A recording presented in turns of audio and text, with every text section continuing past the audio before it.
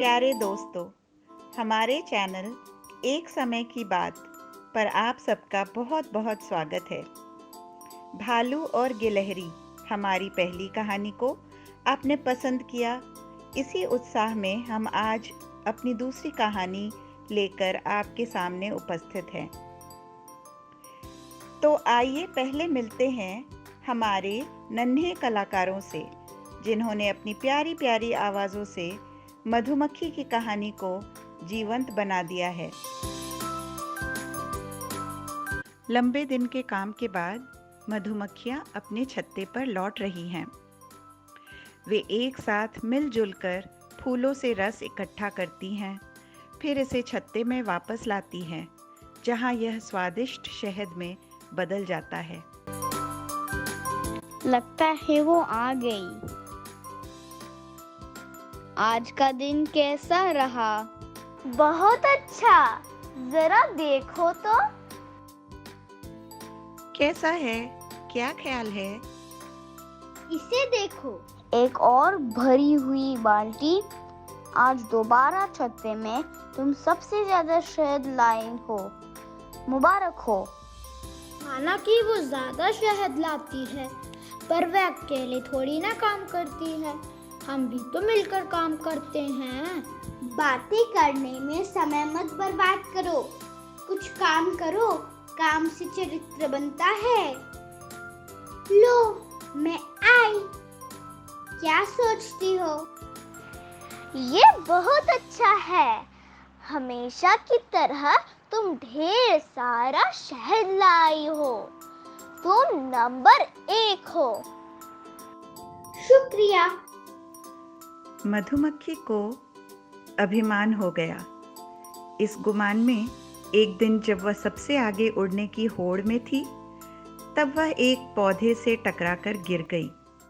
ओ नहीं, मेरा पूरा शहद गिर गया। ये देखो। बाल्टी तो लगभग खाली है। हाँ, मुझे मालूम है। वापस आते समय मैं गिर गई और पूरा शहद गिर गया। तुम्हें पता है शहद हमारे लिए कितना कीमती है? जाओ वापस और शहद इकट्ठा करो। ये सही नहीं है। मैं हमेशा से ज्यादा लाती हूँ। मधुमक्खी फिर काम पर निकल पड़ी। नमस्कार, कैसी हो? मैं यहाँ ठंडी हवा के मजे लेने आया हूँ। इस वक्त तुम यहाँ क्या कर रही हो? क्या तुम आराम नहीं करती? क्या तुम सिर्फ काम काम काम ही करती हो मधुमक्खी? मैं कुछ भी करूं, तुमसे मतलब? अरे, तुम गुस्सा क्यों हो रही हो? मैंने तो तुम्हें पसीने में तर देखा, इसलिए पूछ लिया। मुझे शहद फिर से इकट्ठा करना है, जो मुझसे गिर गया। क्यों? क्या तुम सवेरे होने तक नहीं रुक सकती? हाँ?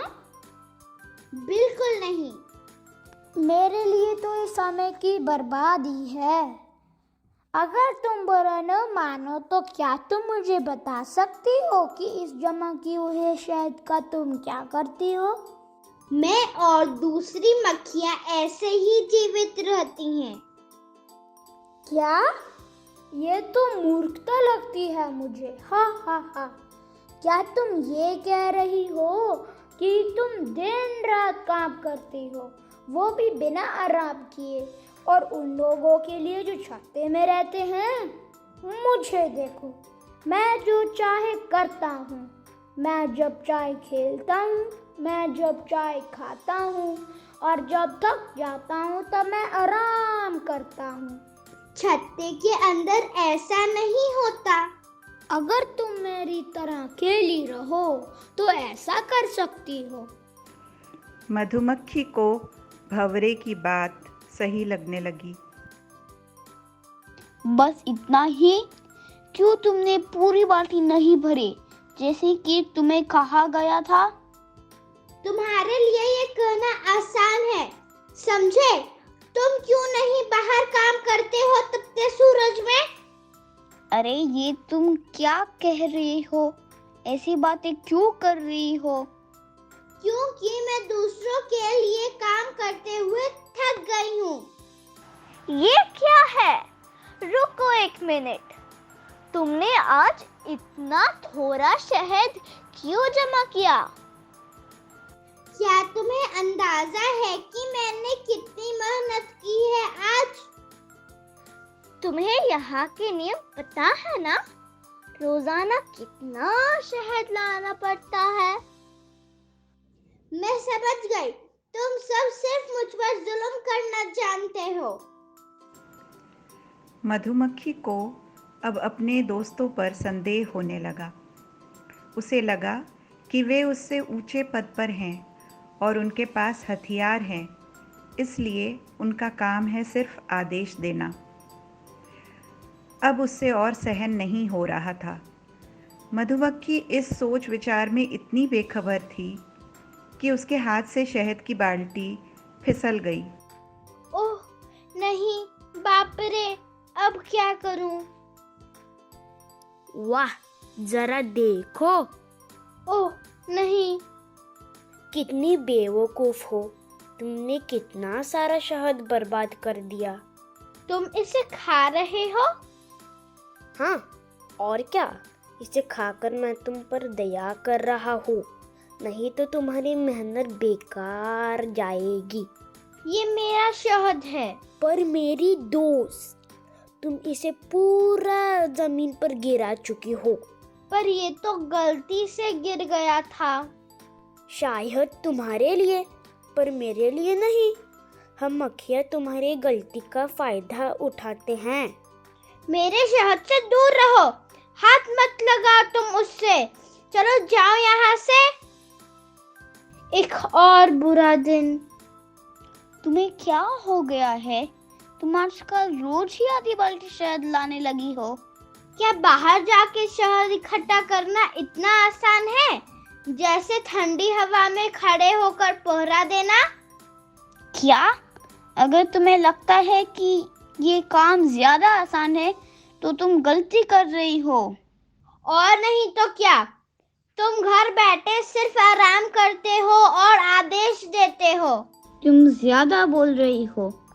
तुम्हें लगता है कि तुम अकेले ही काम करती हो? देखो, यहाँ छत्ते में सबको काम करना पड़ता है। तुम सिपाही लोग, तुम लोगों की ज्यादा जरूरत नहीं है। बहुत हुआ, मैं थक गया हूँ तुम्हारे व्यवहार से। जाओ अपनी बाल्टी भरो, समझी? नहीं तो तुम मुझे अंदर नहीं आने दोगे, यही ना? मैंने ये सब आज तक किया क्योंकि मैं इसे अपना फर्ज समझती थी, पर अब मैं जा रही हूँ और वापस नहीं आऊंगी। रुको। मधुमक्खी गुस्से में अपना छत्ता छोड़कर निकल जाती है। वह उसी पौधे पर जा पहुंचती है जहां भंवरा सो रहा था। भंवरे की नींद टूट जाती है। ओह, तो ये तुम हो। अब तो मुझे यह मत कहना कि वो तुमसे रात में भी काम कराते हैं। अच्छा, समझ गया, शायद तुमने छत्ता छोड़ दिया है, सही ना? अरे वाह, ये बहुत ही अच्छा फैसला किया है तुमने। अब से तुम अपनी मर्जी की मालिक हो, और क्योंकि हम पड़ोसी हैं, तुम अपना शहद मेरे साथ बांट भी सकती हो। भूल जाओ, मैं कभी तुम जैसे आलसी से कुछ नहीं बांटूंगी। सुबह हो गई, मुझे काम पर निकलना चाहिए। कितना मजा आएगा। जो शहद इकट्ठा करूंगी सिर्फ मेरा होगा। ये क्या है? शहद जैसी खुशबू आ रही है। हाँ, वही है। मधुमक्खी अपना शहद पेट में जमा कर रही है। वो इसे खुला छोड़कर चली गई है। क्या किस्मत पाई है। शहद में आ रहा हूँ। कौन है वहाँ? मैं मक्खी हूँ, मुझे भी थोड़ा शहद चाहिए। आ जाओ। चलो मिलकर शहद खाते हैं। दोनों ने पेट भर शहद खाया। जब मधुमक्खी वापस आई तो ओह, ये क्या? मेरा शहद किसने चुराया? अब पता चला कि चोर कौन है। कामचोर, यहाँ से बाहर निकलो। बेशरम चोर, शहद को छोड़ दो। सिर्फ थोड़ा सा बचा है, इतना तो मुझे सर्दियों में पूरा नहीं होगा। अगर मैं यहाँ रहकर रखवाली करूंगी तो मैं और शहद इकट्ठा नहीं कर पाऊंगी। अब मुझे पता चला कि पहरेदार कितना महत्व रखते हैं। सच में मैं कितनी अकेली हो गई हूँ अपने पुराने दोस्तों के बिना।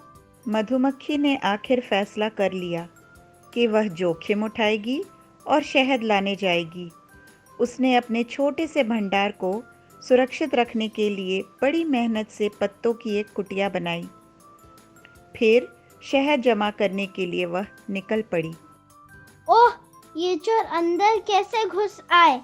मैं आ गई शैतानों, रुक जाओ। आज तुम इतनी आसानी से नहीं भाग पाओगे। पकड़ सको तो पकड़ लो। मुझे नहीं लगता है कि तुम हमसे लड़ सकती हो। अभी बताती हूँ, आज तुम लोग नहीं बचोगे। हमारा पीछा छोड़ क्यों नहीं देती? हार मान लो। तुम कुछ नहीं कर सकती।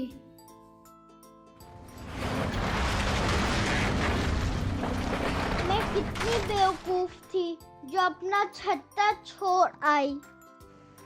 मधुमक्खी की इस दुख भरी दशा की खबर छत्ते तक पहुंच गई।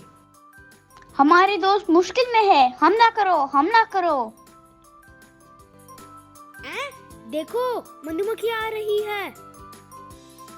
चलो चलो यहाँ से निकल चलते हैं, उन्होंने हमें घेर लिया है। मेरे दोस्त आ गए। फिक्र मत करो, देखना सब कुछ ठीक हो जाएगा। उठो, होश में आओ, हम तुम्हारी देखभाल करेंगे। तुम जल्दी ठीक हो जाओगी। मेरे दोस्त, तुम मुझे कैसे माफ कर सकते हो? मैंने छत्ता छोड़ दिया क्योंकि मुझे लगा कि मेरा फायदा उठाया जा रहा है, पर मैं गलत थी। मुझे आशा है कि तुम समझ गई होगी कि अगर एक साथ प्यार से रहना है तो मिलजुल कर रहना पड़ता है। जीने का बस यही एक तरीका है। हाँ, मैं समझ गई। मुझे सबक मिला है, मैं कभी नहीं भूलूंगी।